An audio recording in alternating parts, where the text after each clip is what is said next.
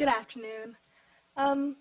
Directed more to you, Mrs. Blount. Women make 77 cents per every dollar that men make, as well as African American women make 64 cents for every dollar white men make. How can we close these wage gaps while also improving our healthcare system for these women? Yeah, that's a great question. So, I think the short answer, which you've heard already today, is value. Not only are women less valued in the society, but black women are, I think it's fair to say, the least valued in the society. This is one of these questions that's going to take everybody, as you heard earlier, to deal with. But part of this, and I think what's sort of fundamental, is this notion of denial. More than 10 years ago, when I was at the American Cancer Society, we did a survey, and at the time, I think it was 50% of Americans didn't believe health disparities existed or that race or racism had anything to do with health outcomes. So I recently read another study. We're now up to 65% of Americans don't believe health disparities exist and that racism plays no part in any of the inequalities. And I think, this won't come as a surprise to anybody in the room. We tend to view poverty as a character flaw. So Sam Broder, who was at NCI years and years ago, said poverty is a carcinogen. It's a hypertensive, it's a depressive, it's a lot of things. It is not a character flaw. So until we can help our brothers who run major corporations understand the value that women bring, I think this continues. But I'm hopeful because of all that we've seen around equal pay and the Women's Fairness Act and all the policies that we hear talked about, but also what you see on the ground, that we're beginning to make this point. And I go back to, even for corporate leaders, teeing up the issue as, do you want your company to stay in business or do you want to be against motherhood and apple pie? And I think we'll see this happen. It's going to take a while. Hopefully it'll happen in our lifetime. But we're seeing some signs that at least people are waking up. We've seen what's happening with wages among some major corporations, that people realize they can still make a lot of money and pay a fair wage. Thank you.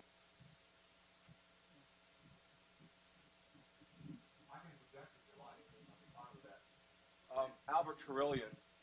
And first I want to congratulate you, Dr. Farley, on taking this next step in your career.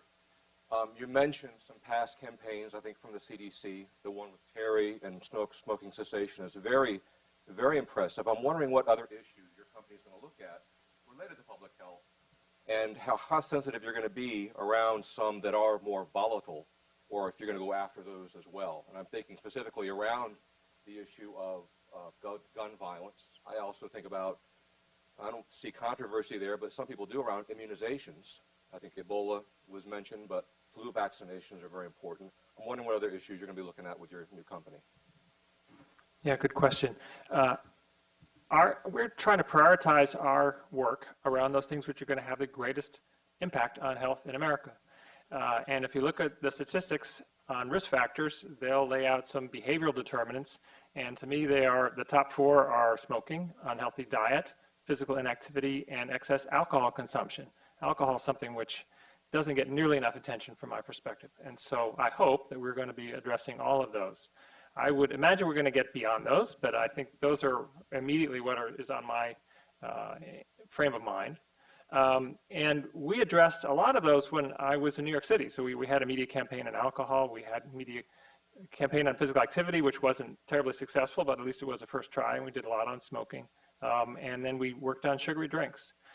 So there's precedent for working on all of those. I should also add, though, that media, to me, is not just about addressing an individual consumer who sees an ad. It's also about changing a social norm, which then can deal with, lay the groundwork for policy change. And so I think mass media can also lay the groundwork for focus on social determinants, and should. That's harder for me to figure out exactly what we're going to do, but that's something that I hope we're going to be getting into as well. At the end, media is not an intervention in itself. It's a way of changing the national conversation that then leads to changes on the ground, which ultimately promote health. And so where we think we can make the biggest change, that's where we'll be.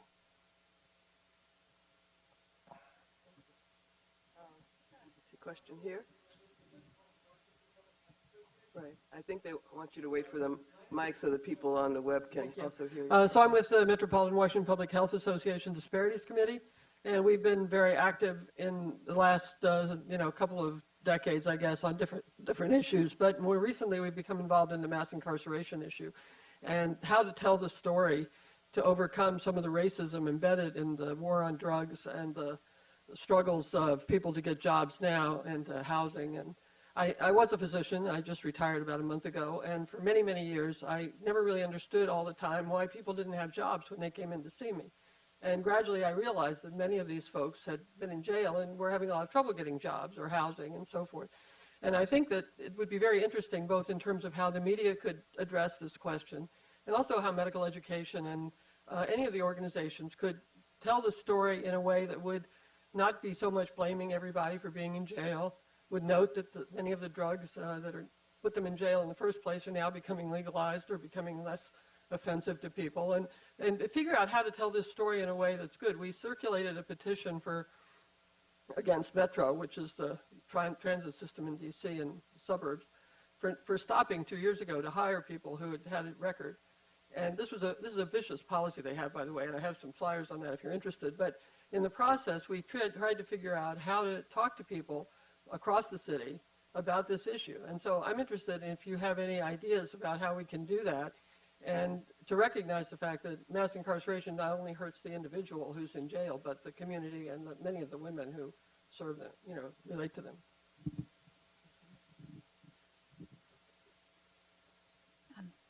There was actually a fantastic keynote that Don Berwick did in December, which I think may be available on YouTube now, where he talks about from the story of a particular youth who was incarcerated and what would need to happen for him to transition back into the community, and just makes utterly clear that for Jose there is no option except to go back. It was by far the easiest thing to do, is to actually be in prison.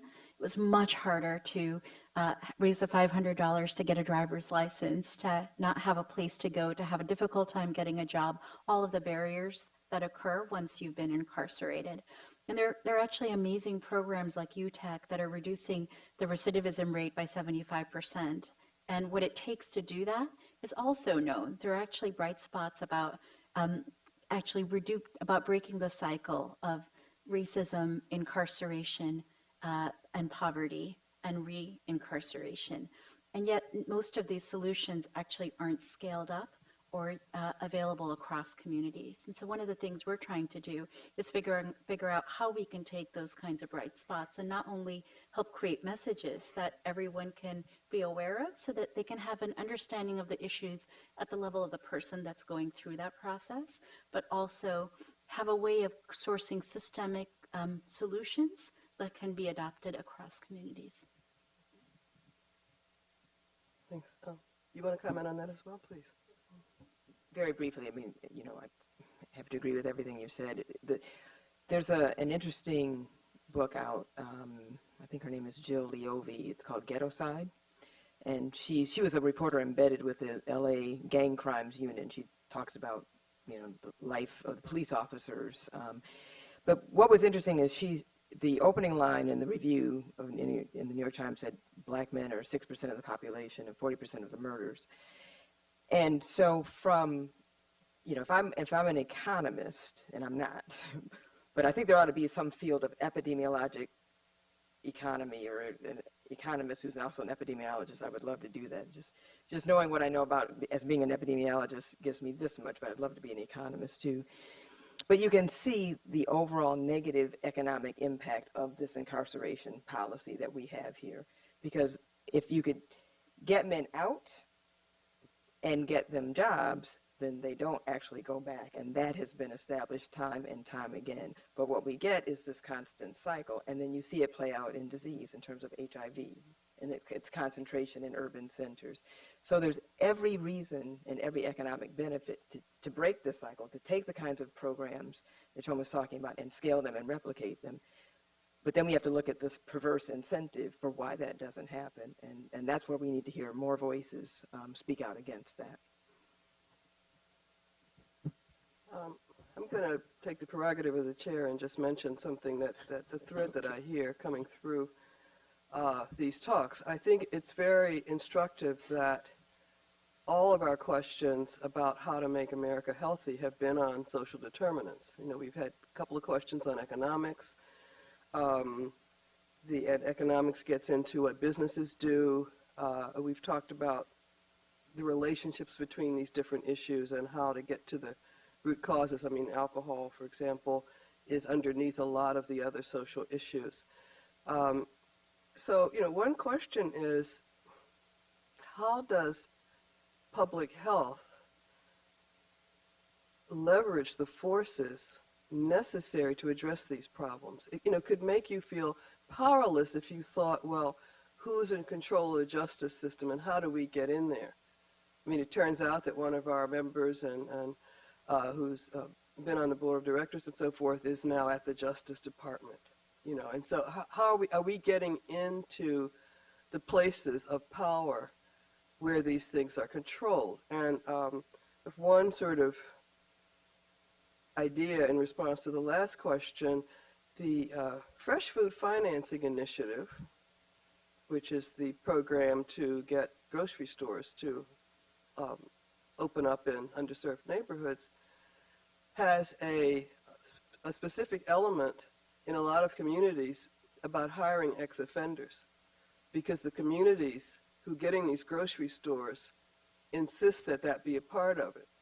That if you're going to bring a lot of jobs into the community and bring money into the community, you've got to give some jobs to the people who can't get jobs. And at least in Philadelphia, where I'm from, there are businessmen who are quite proud of their ability to work with these programs. And so I think looking at different types of connections and finding out, you know, who's making jobs, you know, to deconstruct the system into specific places where you can go and say, how many ex-offenders did you hire?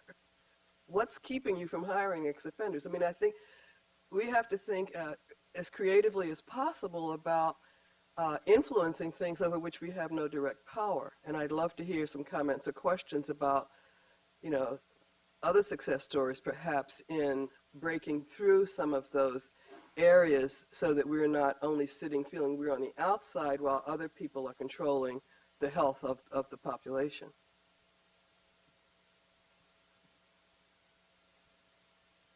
So we can continue to take questions, but I wanted to throw that out there because it's a theme that's coming through here about things that we don't have any direct control of. How do we actually make them change? I have a different question. My question is, and I don't know to what extent, but there's a kind of massive reorganization that's going in the hospital system, basically increasing the bottom line at the expense of patient care. My wife is a nurse, and I was in Michigan on Thursday speaking to my niece who is working for a very respectable hospital system in Michigan. They are changing the whole system from 6 patients to 8 patients, and at one time she had 12 patients. So this question is for Dr. Stout. So how, and I don't know to what extent this is nationwide, but how will this undermine your effort? And I don't know if this is a response to Obamacare, or I really don't know much to comment on that. Thank you for that question. I think it's a really critical one. I think there are many forces that are acting upon healthcare to create to change it. Some for the good, and some for the not so good in terms of the health of the nation. You know, the force to make American healthcare a business is unlike anything that I've seen in any other country. And I've had a pleasure of, you know, traveling to or working with over 20 now. In almost every other country, healthcare is seen as a service. And here we see it as a business that needs to be optimized. And that, while it can bring strength and financial rigor and accountability, it has real challenges as well in terms of thinking about what the goal or outcome is, which is the health of people. I think one of the major forces that's helping to sort of shape and align the business incentive with the health of the nation is that within the Affordable Care Act, everybody thinks of that as an access act to improve access to health insurance. In fact, a huge part of the Affordable Care Act is about creating something called changing payment models so that healthcare is paid not just for the unit of service that's delivered, but rather for caring for a person over the course of time. There are many people who say it needs to get better, et cetera, but there are mechanisms to innovate so that people are actually paid to keep people healthy. The system that I had the pleasure of being a part of it in Cambridge, we had Massachusetts healthcare reform several years before the federal healthcare reform. And what we saw is that actually suddenly there was a need and a desire and a hunger to switch payment from fee-for-service, where you're just paid for the person you're seeing or the thing you're doing, to global payments. And in fact, we flipped our financing model to about 40% and then 60% global payments today. And as you do that, you quickly begin to think, well, who in our system isn't doing well? Who costs a lot, right? And when you look at who costs a lot, you immediately uncover everything we've been talking about, that it's the social and behavioral determinants of health that are creating cost. And what happens is something very funny. You know, before that, you just didn't see it, right? Because it was a simple transaction. Someone came in, they needed a service, you provided that service. But when you suddenly see everything that's going on with a person that's leading to them to have poor health outcomes and high cost, suddenly you have a natural sort of pull to try to figure out something that we've been calling the AAA, of improving the experience of health and well-being for the person, to improve the health of the population, and to reduce the cost simultaneously. We believe these are not conflicting priorities, that you can actually create a health system that achieves all of those. And in fact, what we've been able to do at Cambridge Health Alliance is lower the cost of care by as much as 10%, absolute, and to reinvest those savings into the helping support people in the social and behavioral determinants of health. And when I had the pleasure of speaking with all of my colleagues who are leading transformation across the country, everyone had gotten to that point. And when you know that the Centers for Medicare and Medicaid Services federally are actually pulling the entire country toward global payments, suddenly you see the opportunity in the next 5 years, not to have to hit people over the head with a truth, but to help people come to a natural aha moment.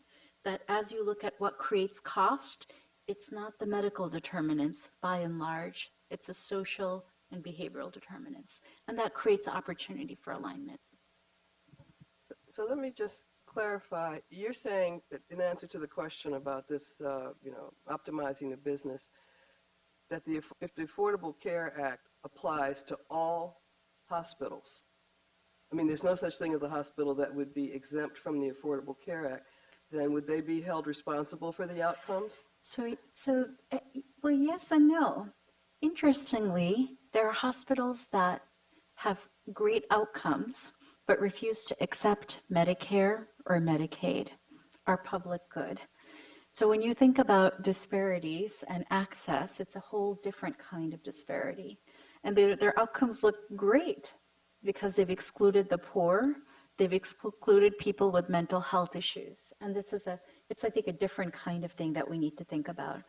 It's also true that there's commercial insurance. And so part of what's needed is actually wholesale agreement among payers to try to shift to a different model.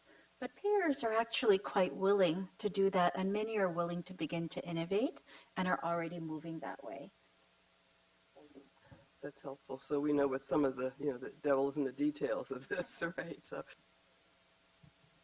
I had a question. I'm a first-generation American, and I wanted to know what your, studies show that it only takes one generation for health outcomes to become worse. So I wanted to know what your organizations are doing to reach out to new Americans, to immigrants who come to this country with really good, decent health, and then like a couple generations later, they're not as good.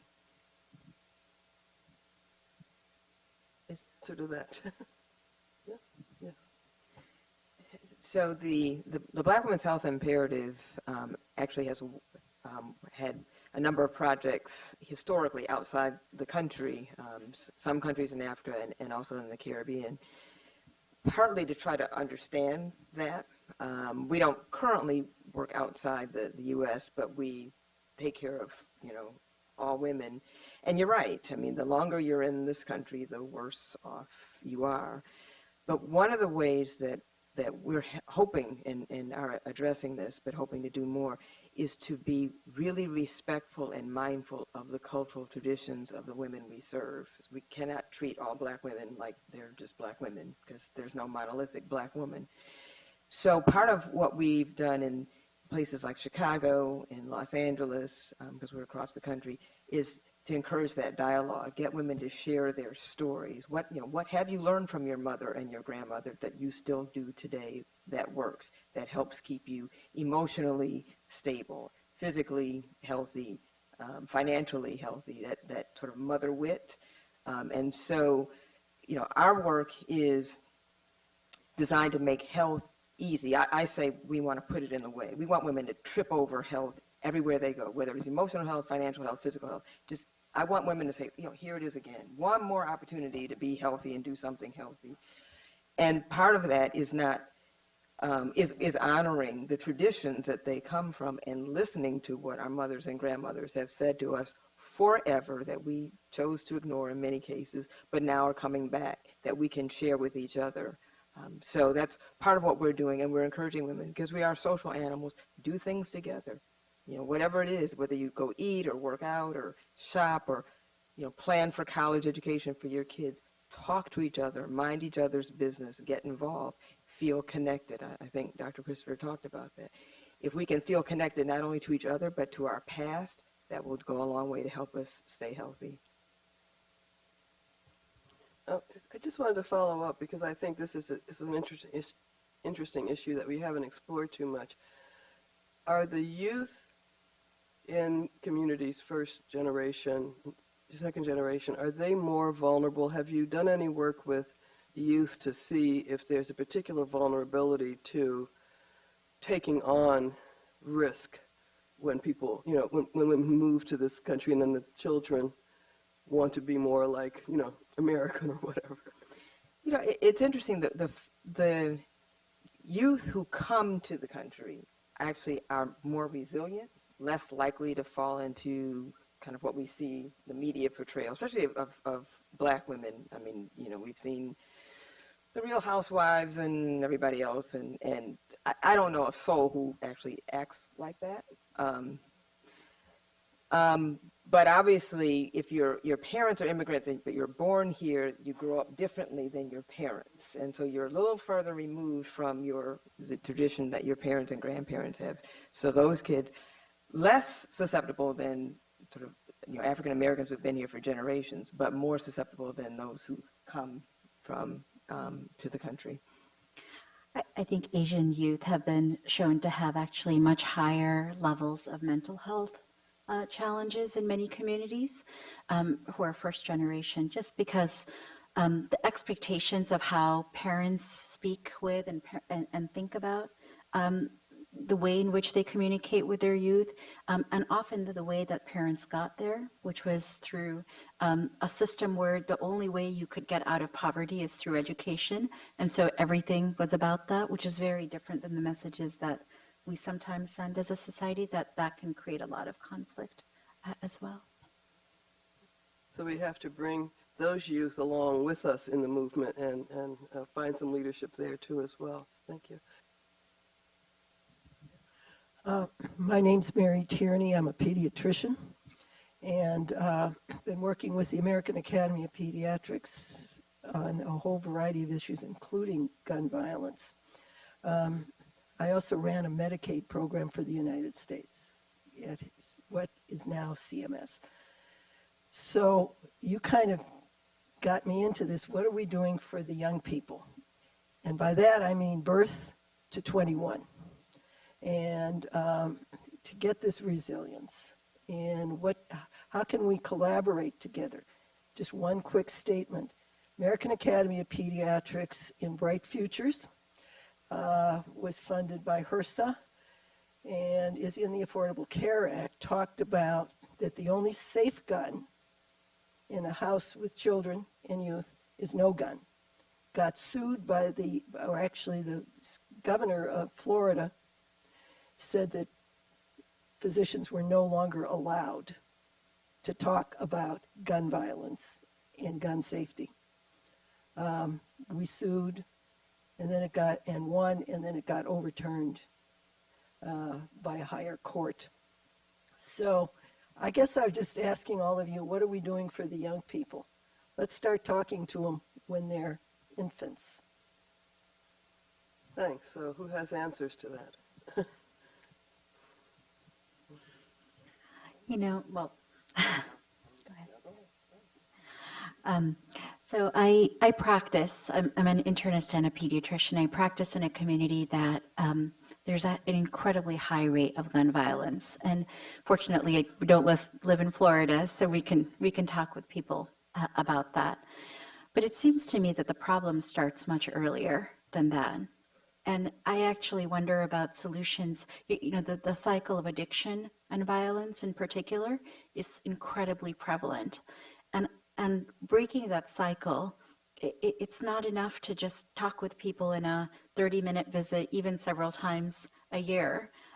It requires a systemic solution beyond that. And I think programs like Cure Violence, which have taken and applied public health principles to thinking about who might be at risk of an angry outburst, so the use of violence interrupters, taking sort of a model that was used to interrupt the transmission of tuberculosis and applying it to interrupt the cycle of violence, I think are incredibly promising kinds of approaches that, if supported in addition to that with messages from the healthcare community and public health, show great promise. They've been shown to reduce gunshot violence by 50 to 75% in over 20 communities already.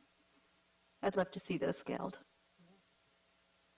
Let me just jump in here, and I am a big supporter of those programs, but also just to point out that gun restriction works. In New York City, we surveyed and found about 2 or 3% of households own guns, and the nation as a whole, it's about 30%. And as a result, in New York City, we have very few shootings relative to other cities, and our gun suicide rate in New York City is 1/10 the national average, which makes our overall suicide rate about 1/2 the national average. So if you don't have guns around, guns don't shoot people. And I know the conversation in this country has gone in the opposite direction for the last 20 or 30 years.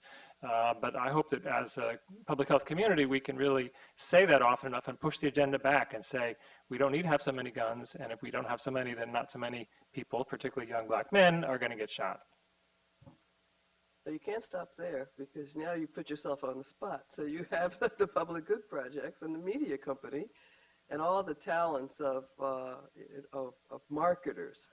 So you were challenged earlier about whether you would be taking on issues like that. And my question is would it be possible for the public good projects to take on projects? You were talking about where you've seen the impact, but changing norms, maybe not at the same level, but could you see yourself really branching out to help with the marketing expertise of changing norms on some of these difficult issues?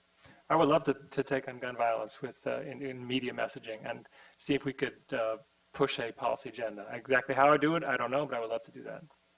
Okay, it's on the record.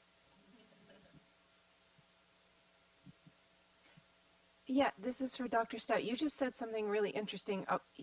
You mentioned techniques for preventing tuberculosis transmission used in the context of gun violence. Could you Yes. explain that intervention in more detail? Sure. This was a technique that was pioneered by Dr. Gary Slutkin, who was an infectious disease physician who worked in Somalia in refugee camps on tuberculosis and then HIV with the World Health Organization. Came back to Chicago thinking that he was going to get away from all of that. And it looked beautiful at first, and then realized that there was another epidemic that was happening in his neighborhood called violence. And as he looked at how people were treating and responding to violence, thinking of it only as something where people got locked up, and that was a treatment, it reminded him about how with tuberculosis, people used to put people in sanitariums, and that was sort of the way that it was treated before modern public health principles came to bear. And so he began to look at the graphs and noticed that there were similarities and began to wonder, what if instead of thinking of violence as only a social issue, which we all know it is, what if you could actually take some of those same principles to bring to bear, to think of it as a disease, as an infectious disease? Would that bear?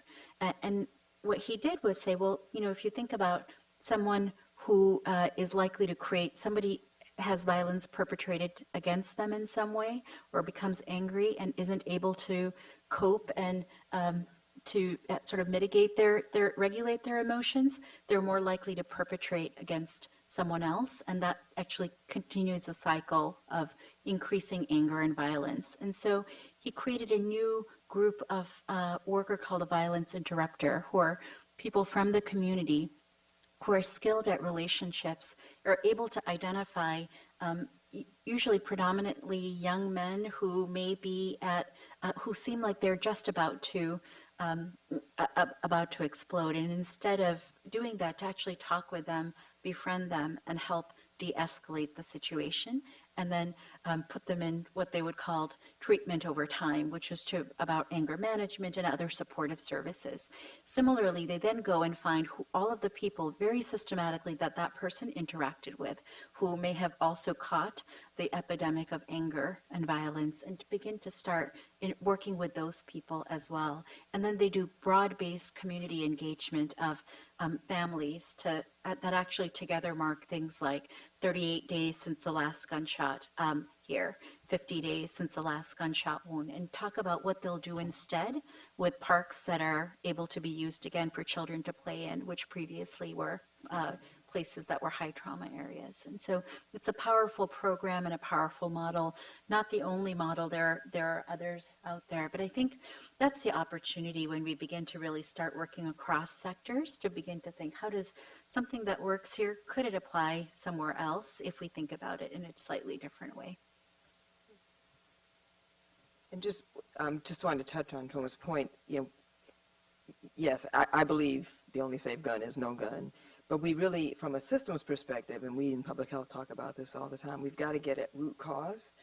Why is there this anger? Why is there this frustration? Guns become the expression of it, but why does it exist in the first place? So clearly, and we've seen this if you do global health work, you see it all the time. If there are jobs, if people are valued, if we could end poverty, if we could end racism, if we could end any number of other isms, we actually wouldn't see this. And short of, sort of adopting a police state, that's not the look that we want at all. There are solutions, but they're systemic solutions, and they first require valuing people. One issue in New York is to be lauded. You have to assume if it can happen in New York, it can happen anywhere. So why hasn't it happened? And you have to look at the sort of the prison industrial complex. There's a lot of money there. And so until we interrupt that cycle, then I think we continue to see this.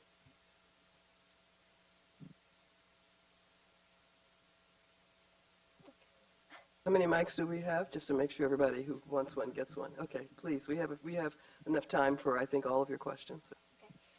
Good afternoon. Dr. Farley, my question is directed towards you. Firstly, I think it's a wonderful and innovative idea for you to use the media to address the various health issues that the country, there we go.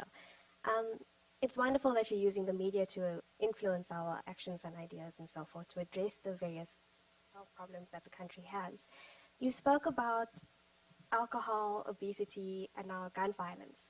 But do you have any ideas, or do you think it's possible to address the issues of racism that Dr. Christopher mentioned earlier? Using the media, of course. I mean, I'm not sure that I have a good answer to that. Let me just say that, but I do think much of our views of the world come from the media. The things that we think of as our individual thoughts, they really do arrive to us through images and words that we see. And so many of our social problems and social determinants, because that ought to be influenceable if we could change the media narrative around those. How to change that around race and racism, I don't know, but I would, and if I knew, I would be enthusiastic about solving that, but I certainly, we want to engage in that conversation, let's put it that way, and to the extent that we can be part of solving that problem, I would be enthusiastic. Hi, my question is for Ms. Blount. I wanted to follow up on what you said about the survey that you, or that your organization put to Black women, and one of the highest things that you've received was about psychosocial issues, and I wanted to know what initiatives the Black Women's Health Imperative are doing around mental health and making sure that Black women are accessing mental health. I think a lot of times, well, speaking personally as a Black woman, you don't feel that maybe mental health is in the formal sense, or the establishment isn't some place where you can go or they'll really understand what you're going through. So I guess, could you speak more to what your organization is doing around that? Sure. And you're right. I've got a good friend who's a psychotherapist, and she treats mostly Black women. And she said Black women, her patients tell her that they can be depressed between 11 p.m. and 6 a.m. And after that, they've got no time. You know, just can't fit it into the schedule.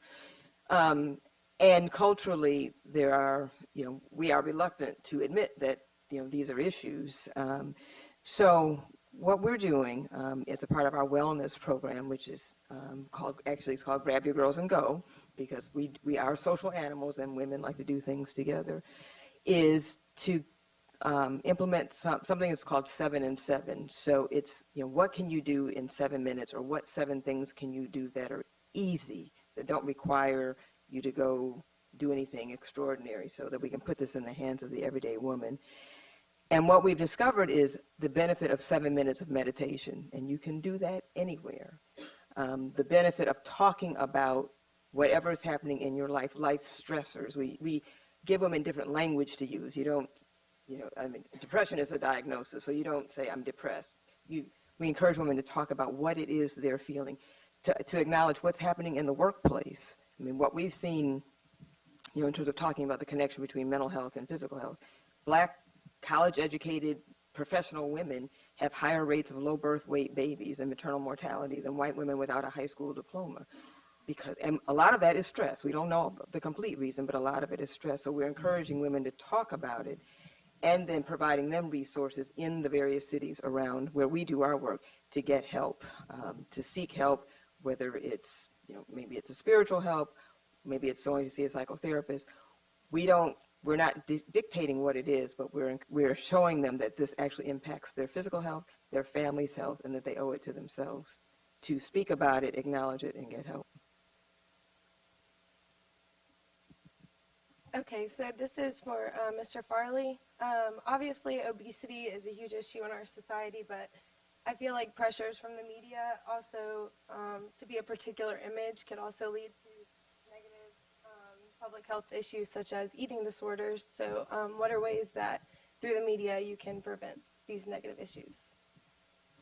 Yeah, we live in a society that where there's heavy marketing of food, and so as a result of that, an awful lot of people are overweight, and then there's marketing of images to make you feel guilty about that, and that really makes a lot of people suffer.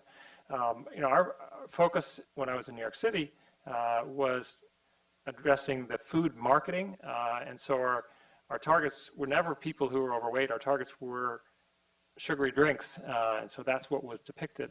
I think we can address the obesity epidemic that way, and at least put the attention where it ought to be, rather than putting the attention on a person who I view as a victim.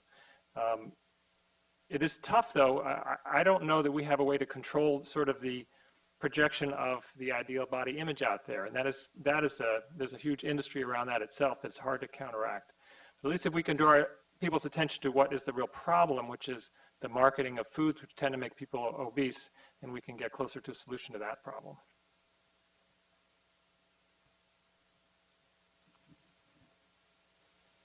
Yes. We've talked a lot about a variety of different problems and solutions and social determinants of health, all of which I think are things that we should also get excited about. But as advocates for public health, one of the greatest challenges that I've seen over the last couple of years are efforts to undermine the science that underpin the work that we're doing. So I'm curious if any of the organizations up there are doing anything to actually counteract the skepticism regarding science that impacts immunizations, that of course impact sort of even the acceptance that gun violence is a public health issue. If the answer is no, that's fine, but as an advocate, it certainly seems like that's also an important thing to work on as well.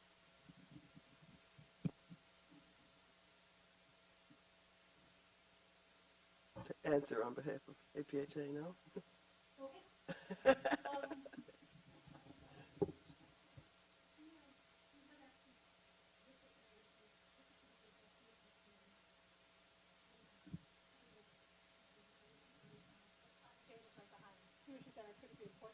The American Public Health Association. So we have tried to find our allies where we can, recognizing that there are certain people we're not going to be able to get through.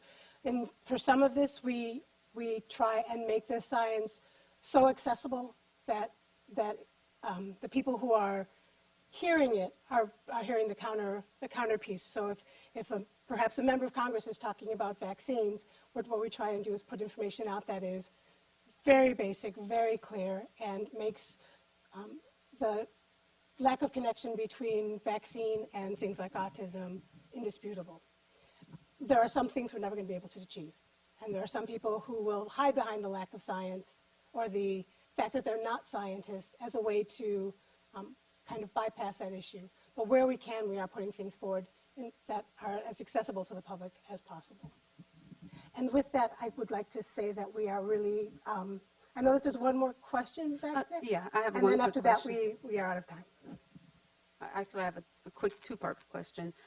For the Black Women Imperative, I see the whole theory of the strong Black woman as a barrier to healthcare, and I also see the Black church sometimes as a barrier to women receiving the healthcare, whether it's mental health, even treatment for diabetes, that prayer is supposed to replace that. What are you doing to attack those particular things, the strong Black women theory and the relationship with the Black church? Okay. So, and that's a great question. Part of what we're doing with the Black Women's Health Study data is actually to try to clarify and debunk that myth, because that has harmed us more than it has helped us. And we actually have a partnership with the faith-based community to help pastors debunk that myth among women and talk about behavioral health and mental health and encourage their congregation to seek services and to destigmatize it and put it in spiritual terms, that there is absolutely no shame in seeking out mental health services just like you would physical health services or financial health services. Thank you. So I'd like to thank the panelists for helping us to start what I hope is an ongoing conversation through the various media, and sharing your own experiences and commitments in these areas. So I hope you found something in this discussion you could connect with, and we'll keep following it. And I'd like to turn this over to Susan to make the closing remarks. Please join me in thanking our panel.